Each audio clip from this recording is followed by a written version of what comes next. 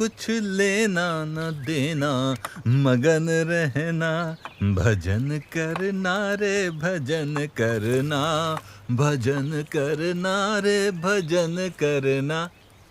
भजन तो करना और भोजन भी करना, क्योंकि भूखे पेट न होए भजन गोपाला रे। आहा, भजन करना पर भोजन भी करना, भजन।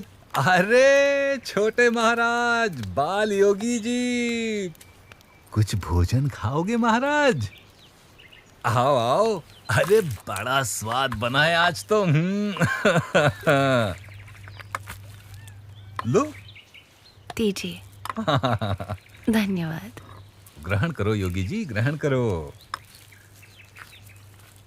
यात्रा पर निकले हो? जी हाँ। कुछ सामान नहीं है साथ में? वैसे तो मेरे पास भी और कुछ खास सामान नहीं रहता, पर हाँ, अपने भोजन का प्रबंध करने का सारा सामान मैं अपने पास ही रखता हूँ। वो क्या है कि मुझे भाई भोजन हमेशा बढ़िया चाहिए, एकदम स्वाद। वैसे आप खाने का प्रबंध कैसे कर लेते हो? कुछ साथ में तो नहीं रखते? कुछ ये खाने लायक तो नहीं दिख रहा आपके पास, कमंडल वगैरह के अलावा? सामान की क्या आवश्यकता है?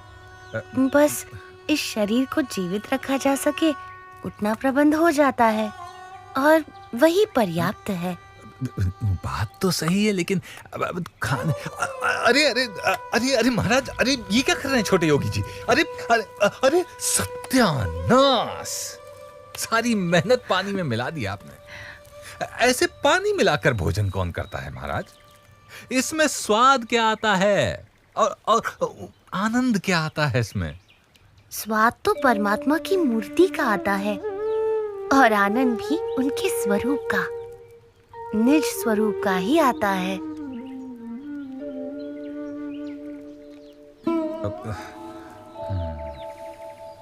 पर इतना स्वादिष्ट भोजन जो बनाया था, हैं, उसका क्या है? योगी के लिए परमात्मा की भक्ति ही भोजन है, और परमात्मा की मूर्ति का सुख ही उसका स्वाद है।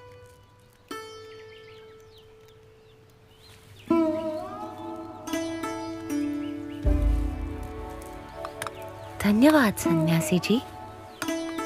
बाली होगी, धन्यवाद तो मुझे आपका करना चाहिए कि आपने मुझे इस स्वाद लोलुपता से अवगत कराया महाराज, और निस्वाद होने की सीख दी। कुछ लेना न देना, मगन रहना, और भोजन नहीं, अब भजन ही करना, भजन करना रे भजन करना।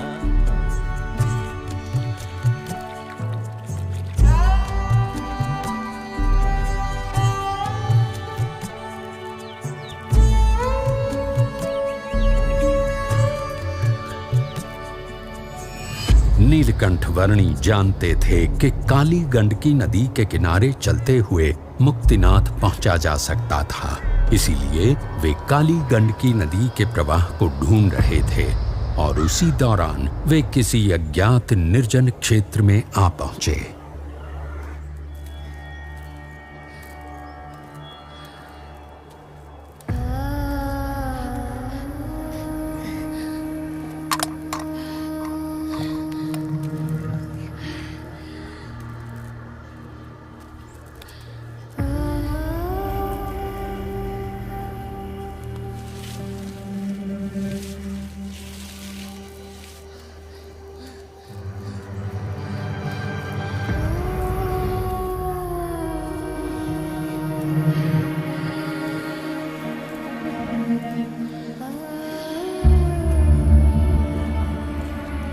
इस सुनसान क्षेत्र में धरती पर खाने या पीने के लिए कुछ भी नहीं था, और आकाश में शिकारी पक्षियों के झुंड किसी भी पशु या मनुष्य के शरीर को अपना भोजन बनाने के लिए आतुर थे।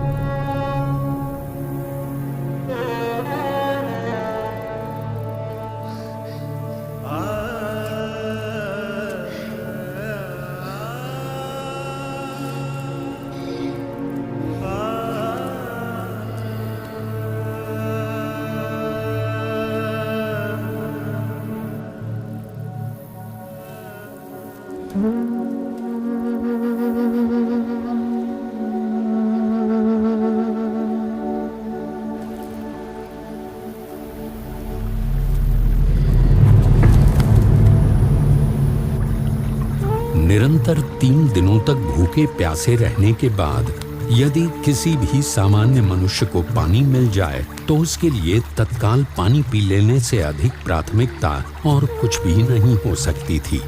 परंतु नीलकंठ वर्णी के लिए ऐसी विपरीत परिस्थितियों में भी सबसे अधिक प्राथमिकता थी उनकी भक्ति।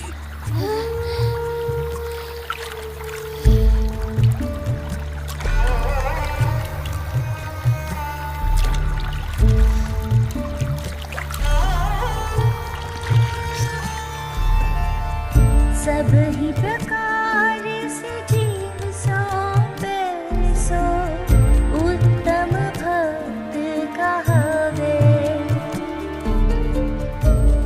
नेपाल प्रदेश में बालेवा गांव के पास नीलकंठ वर्णी को काली गंडकी नदी का प्रवाह मिल गया, जो अब मुक्तिनाथ तक पहुंचने का रास्ता तय करने के लिए उनका पथ दर्शक था।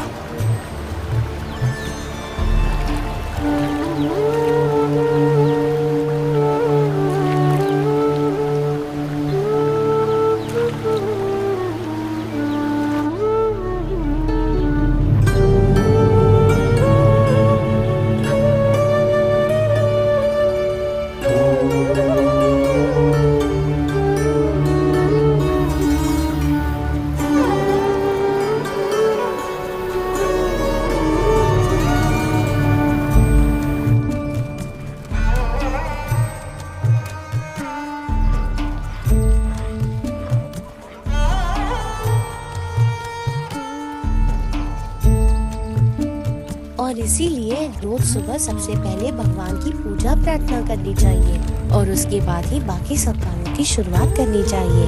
अन्नपूर्णा पर्वत श्रृंखलाओं के बीच से बहती काली गंडकी नदी के किनारे उत्तर की ओर बढ़ते हुए नीलकंठ वर्णी मुक्तिनाथ पहुंचने का रास्ता तय करने लगे।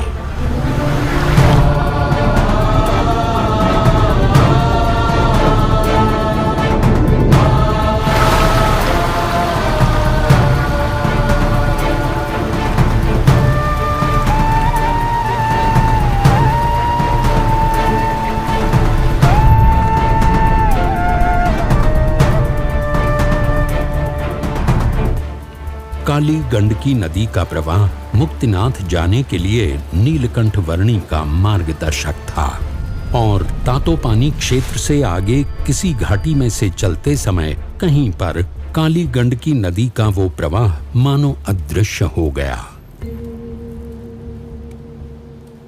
उस प्रवाह को ढूंढ लेना अनिवार्य था।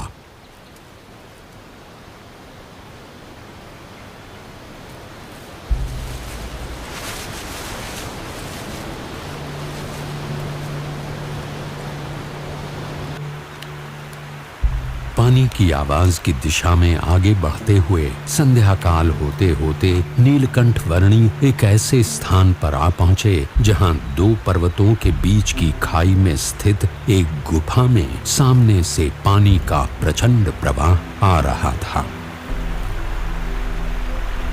मुक्तिनाथ पहुंचने के लिए यदि काली गंडकी नदी को पुनः पाना था तो यहीं से होकर जाना था। ऐसा निश्चय करके नीलकंठ वर्णी इस भयानक गुफा में से बहते हुए पानी के प्रचंड प्रवाह का सामना करते हुए आगे बढ़ने लगे।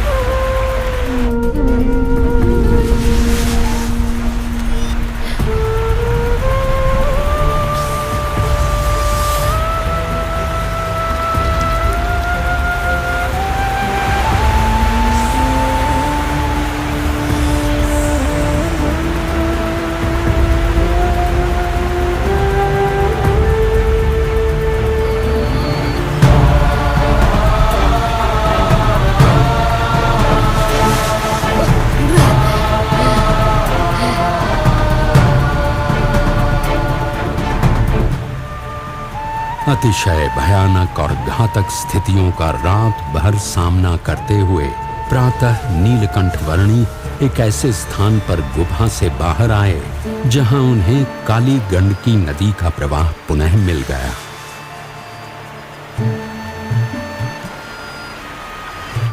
मुक्तिनाथ पहुंचने के लिए पुनः काली गंडकी नदी के किनारे उत्तर की ओर बढ़ चले नीलकंठ वर्णी की कुछ हठ योगी सन्यासियों से भेंट हो गई। आप सभी हठ योगियों को हमेशा उचित साधना करने का मार्गदर्शन मिलता रहे और अंततः परमात्मा की भक्ति का उत्तम योग प्राप्त हो, ऐसी मेरी शुभेच्छा है।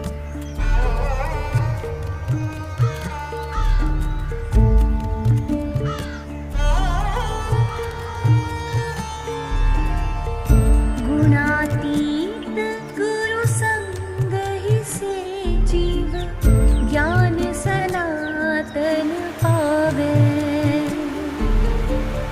ज्ञान सहित प्रभु भक्ति करे सो उत्तम योग कहावे। मारफा, जोमसम आदि स्थानों से होते हुए नीलकंठ वर्णी धवलगिरी और नीलगिरी पर्वतों के बीच स्थित खाई से गुजरे।